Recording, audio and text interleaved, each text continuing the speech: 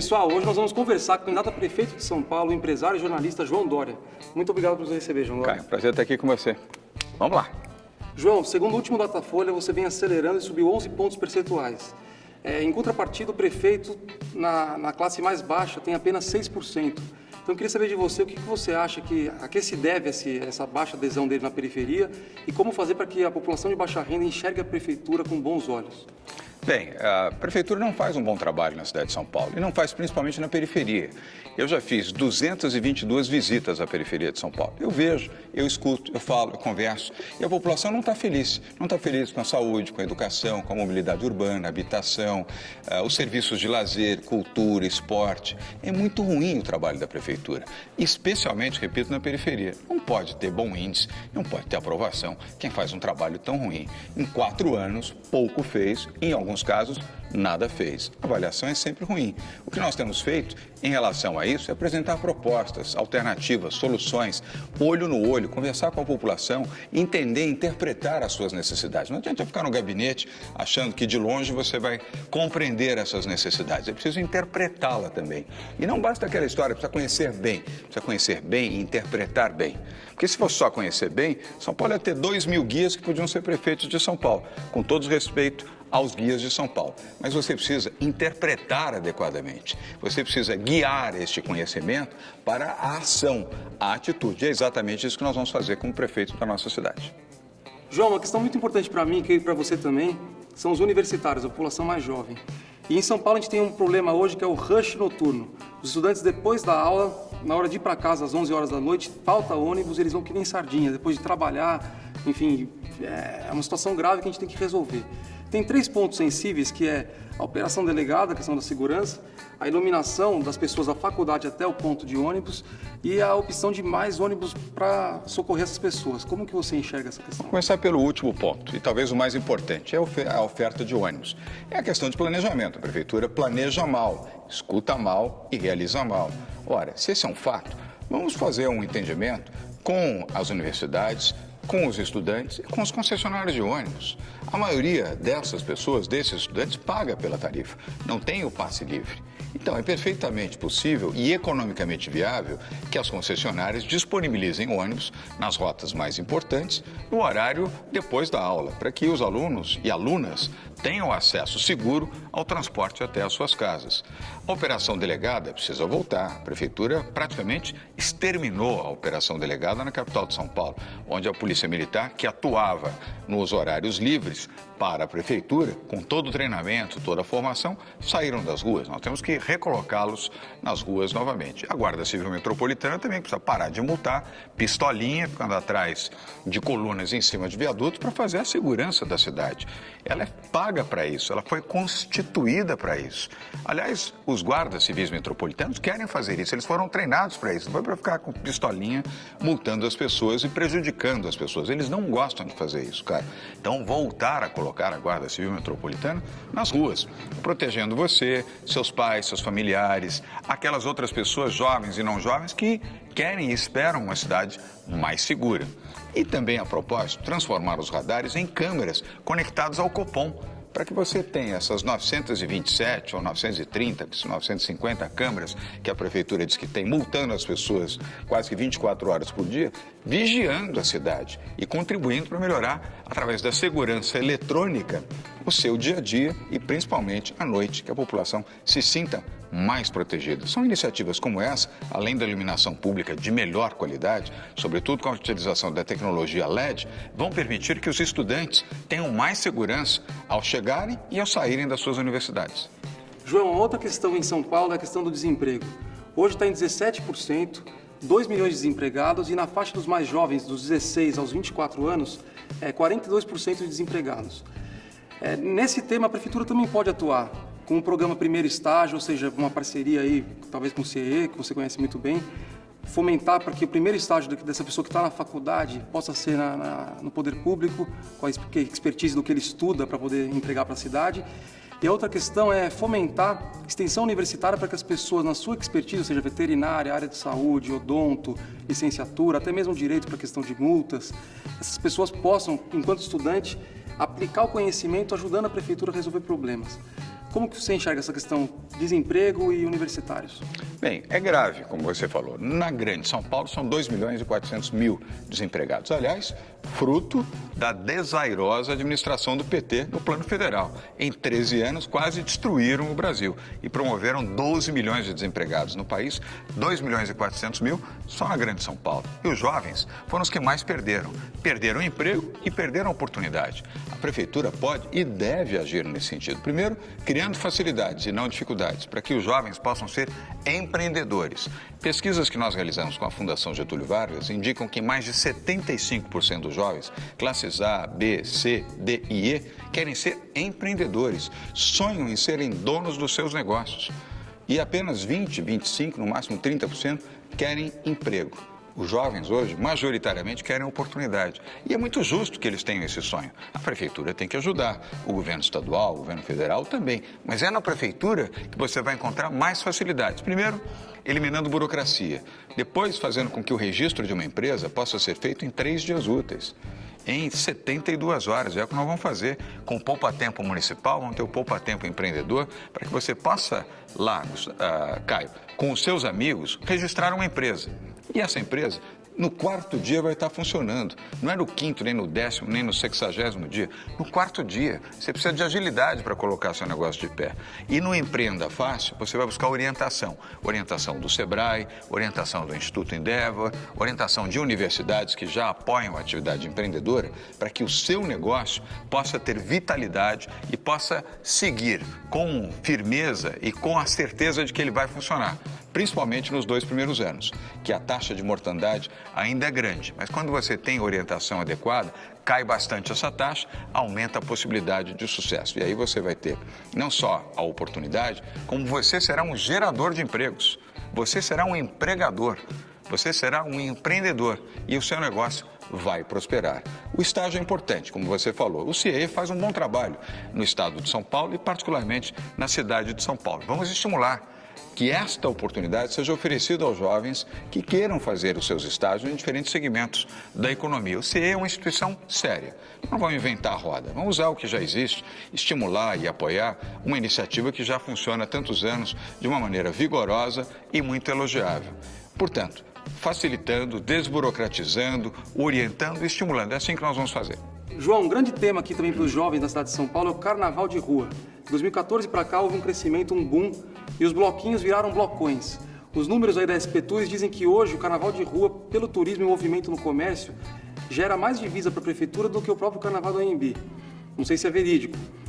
Eu queria falar com você, saber um pouco como você enxerga isso, porque pela sua experiência na SP Tours, conhece bem essa atividade do turismo e do carnaval, dos grandes eventos, se a gente consegue fazer o carnaval de rua, que hoje está nos bairros residenciais, incomodando os moradores, ir para locais próximos, como no caso da Vila Madalena, Faria Lima, Largo da Batata, continuar sendo atrativo e respeitando um pouco os bairros. Como é que você vê essa questão? Essa alternativa. Primeiro, eu sou favorável. Eu gosto do carnaval, sou um entusiasta do carnaval. Organizei 3 anos o Carnaval de São Paulo com o presidente da Paulistur, que é a antecessora da SP Tours na gestão do Mário Covas, quando prefeito. Depois, passei 14 anos pulando carnaval na Bahia. Mais de 1 milhão de pessoas brincam nas ruas de Salvador e não tem confusão. Ou se tem, são pequenas. E tudo flui muito bem, é uma tremenda alegria, uma grande festa. São Paulo pode caminhar na mesma linha. O paulista gosta de festa, não é túmulo do samba. Isso talvez tenha sido há 50, 60 anos. Hoje os paulistas, paulistanos, ou os que vivem aqui, amam o carnaval e gostam disso. Agora, não dá para fazer em ruas estreitas e residenciais, não funciona bem. É barulho, é lixo, é confusão, não funciona. Então vamos levar isso para as grandes avenidas. Você mesmo falou, Largo da Batata, Avenida Faria Lima. Ótima opção. Você pode começar na Faria Lima e terminar no Largo da Batata. A avenida é mais larga, no período de carnaval, pouco movimento, poucos automóveis, dá para fechar 1, 2 dias, sem incomodar o trânsito, principalmente pelo período em que isto vai acontecer. Tem mais segurança, mais funcionalidade, menos apertamento e não há incômodo para a população que reside. Não há residências na beira da Avenida Faria Lima, nem à beira do Largo da Batata. Essa é uma das alternativas mais inteligentes de você promover os blocos, a festa do carnaval no bairro com mais tranquilidade, mais eficiência e mais segurança. João, uma outra falsa polêmica que o atual prefeito criou é a questão de ser a favor ou contra a bicicleta como modal de transporte. E hoje a gente tem as ciclovias e ciclofaixas, que aliás não há distinção no site da prefeitura, que são coisas diferentes. Claro. E eu queria saber como que você enxerga esse modal, como que você vê as ciclovias e ciclofaixas, se elas podem ser aprimoradas, eliminadas em alguns casos, como que elas se sustentam e viabilizam, como que é a sua visão para a bicicleta? Cara, eu sou a favor dos dois, tanto da ciclovia quanto da ciclofaixa. O que eu não sou a favor é do excesso e do mal feito. Isso não. Mas a utilização da bicicleta é bom, é saudável, é positivo, é bom para a cidade, é bom para o meio ambiente, é bom para todos, para quem usa, para a vida em comum e, além do que, traz uma beleza especial para a cidade. Mas não pode ter exagero, nem no custo da ciclovia, nem no mau uso da ciclovia. Isso é que nós vamos combater. Mas tê-las é bom, é saudável. Mantê-las e preservá-las, repito, onde elas estão funcionando bem. Onde não funcionam, elas não vão prosseguir. E outra coisa, vamos evitar ciclovias em cima da calçada. Calçada é para pedestre. João, ainda na questão da bicicleta, a gente tem a questão do compartilhamento de bikes, né? Em Nova York, a prefeitura arrecada 46 milhões de dólares do Citibank e da Mastercard para poder ter um sistema compartilhado lá, que é único, um aplicativo só e disponível para todo mundo ao longo da cidade. Em São Paulo, a gente está num modelo que não funciona muito e em que as empresas concorrem. Então, você tem Bradesco e Itaú concorrendo, ambas oferecendo redes próprias. Então, como que você vê isso? São Paulo não tem condição de unificar isso e ter um projeto que gere receitas e amplie ainda mais o acesso à bike? Claro, Caio, isso é possível. O exemplo de Nova York é um exemplo a ser seguido aqui também. E é perfeitamente possível que tanto o Bradesco quanto o Itaú continuem preservando as suas identidades. São dois competidores, aliás, as duas instituições financeiras, bancárias mais fortes do país. Não há nenhum problema que eles sejam competitivos e preservem os valores das suas marcas. Na minha opinião, deveríamos ter mais compartilhamento, mais bicicletas disponíveis, mas num sistema que pudesse conversar um com o outro, e não sistemas independentes. O que tem que ser independente é a imagem, são as cores, a imagem, a marca do Banco A e do Banco B, do Itaú e do Bradesco. É bem-vinda a presença dessas instituições, assim como outras, sejam do mercado financeiro, do mercado segurador ou de qualquer mercado de produto de consumo. Quanto mais bicicletas tivermos compartilhadamente, melhor para a cidade, melhor para você, melhor para os usuários, melhor para todos. Eu tenho, inclusive, a proposta de que estas instituições e outras possam cuidar também da manutenção das ciclovias e estarem identificadas como tal. Essa ciclovia é mantida pelo Bradesco, aquela ciclovia é mantida pelo Itaú. Isso é bom, isso é saudável, não precisa com isso você vilipendiar, modificar a lei da cidade limpa, apenas permitir que essa sinalização de forma discreta e efetiva aconteça na cidade. Os bicicletários representam um bom exemplo disso, Caio. Você tem um bicicletário, tem lá a marca do Itaú, tem a marca do Bradesco e nada afere a legislação em vigor Cidade Limpa. Melhora a qualidade de vida das pessoas, melhora a qualidade das ciclovias, menos custo para a prefeitura, mais qualidade das ciclovias, das ciclofaixas e do bem-estar proporcionado pelas bicicletas na nossa cidade. João, falamos de bike, agora vamos falar de Uber. Qual a sua opinião sobre o Uber e, se eleito, como fazer para administrar esse conflito aí entre Uber e táxi? Como você enxerga essa questão? Caio, sou totalmente a favor do Uber. Não há como ser contra. Isso é modernidade. Isso é eficiência numa cidade com a dimensão de São Paulo. Nós temos 12 milhões de habitantes aqui em São Paulo. Não é uma cidade minúscula, é uma grande cidade. Eu respeito e vamos preservar os direitos dos 36 mil taxistas, muitos que estão há vários anos, 30 anos, 40 anos dirigindo seus táxis. Alguns já estão na segunda, terceira, quarta, quinta geração. Nada contra os táxis. Eles têm os seus direitos e devem ser preservados. E olhados também com muita atenção pela prefeitura, onde houver alguma injustiça, corrigir.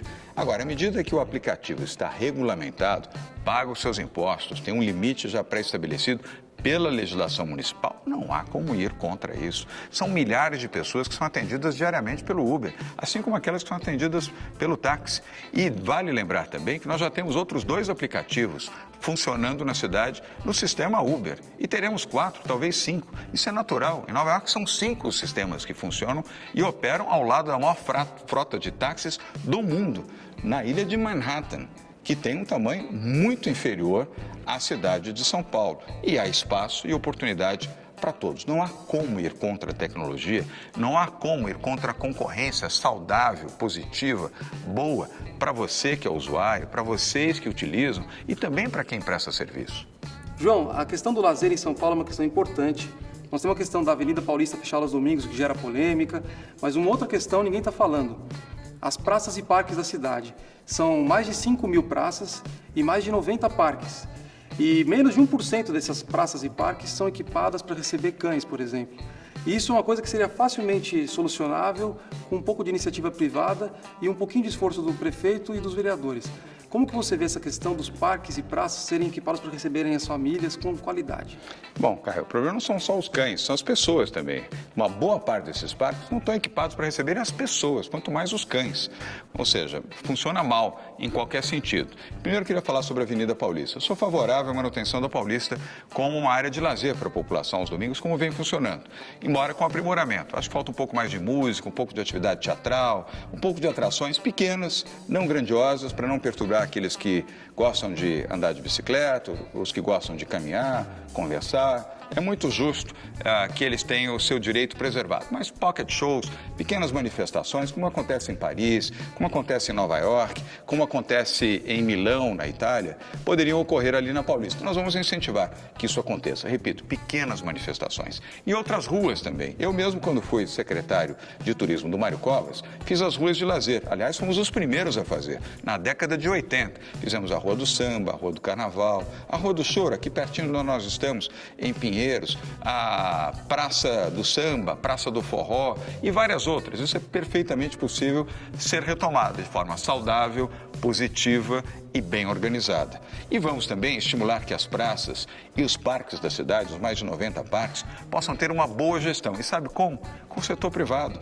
Isso já acontece em vários parques no Brasil. O Parque Nacional do Iguaçu, o Parque do Corcovado, no Rio de Janeiro, são administrados pelo setor privado. Você não paga ingresso para entrar, assim como não vai pagar aqui. Só que você tem uma gestão privada que melhora a condição, primeiro, dos banheiros, implantar banheiros onde não existem, melhorar os banheiros onde existem, melhorar a segurança, que não existe, melhorar a iluminação. Em muitos parques não há iluminação, a captação e a coleta do lixo. As lixeiras vivem superlotadas quando existem e o lixo se acumula nesses parques. E muitos têm péssima manutenção. O próprio piso das calçadas é todo esburacado. A parte de jardinagem, então, nem se fala. Equipamentos de esporte, muitos quebrados. Meses para conseguir recuperar uma tabela de basquete ou uma trave de futebol. Não funciona. A prefeitura não sabe fazer isso de forma adequada. Vamos concessionar os parques para o setor privado, gratuitamente, ou seja, a população não terá um custo a mais. Mas essas empresas concessionadas vão administrar estes parques com muita eficiência. Como é que elas vão ganhar dinheiro? Você pode dizer, bom, mas eles vão gastar dinheiro para administrar os parques, até porque a prefeitura vai exigir que eles façam isso e bem, limpeza, segurança, manutenção, equipamentos esportivos, equipamentos de lazer e atividades para a população.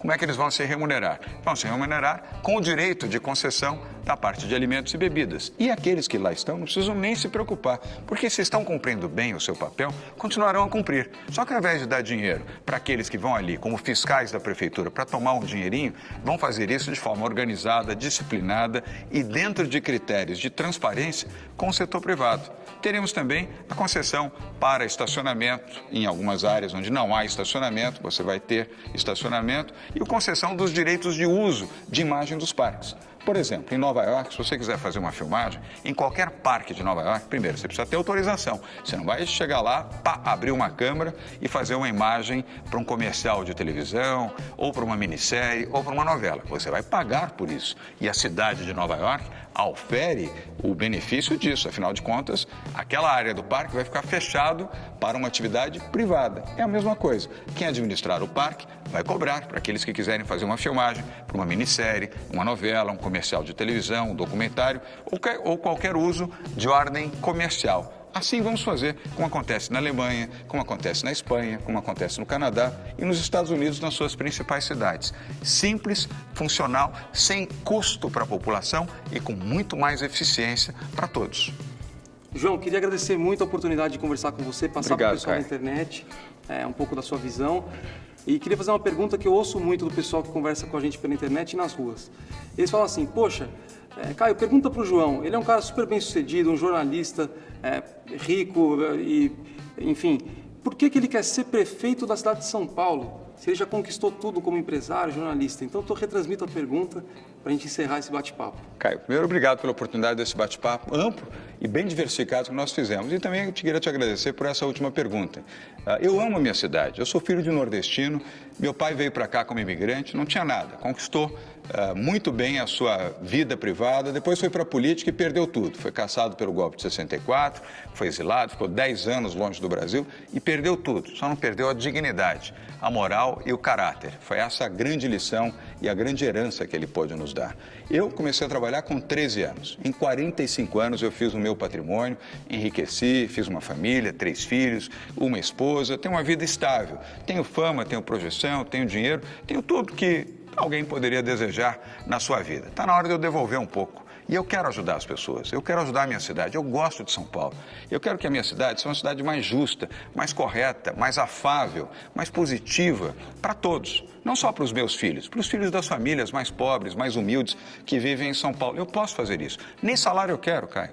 Nem salário eu quero. Eu não estou falando isso por proselitismo político, mas eu vou devolver 48 salários para o terceiro setor, para 48 entidades do terceiro setor, como fez o Bloomberg em Nova York, que recebia $1 por ano.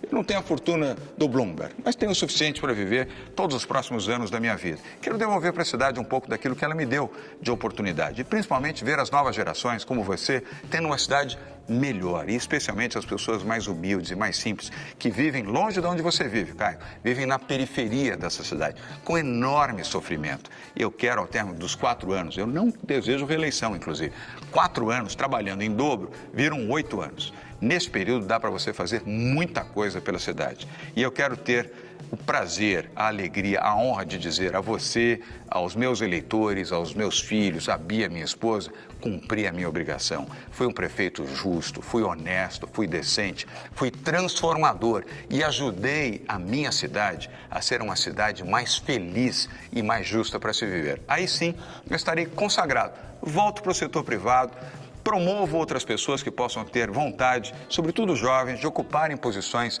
na política, o que é muito saudável e muito positivo, para que essa linha, essa marcha, esse caminho continue. Eu serei um homem realizado, se puder ser, como serei, um grande prefeito na cidade de São Paulo.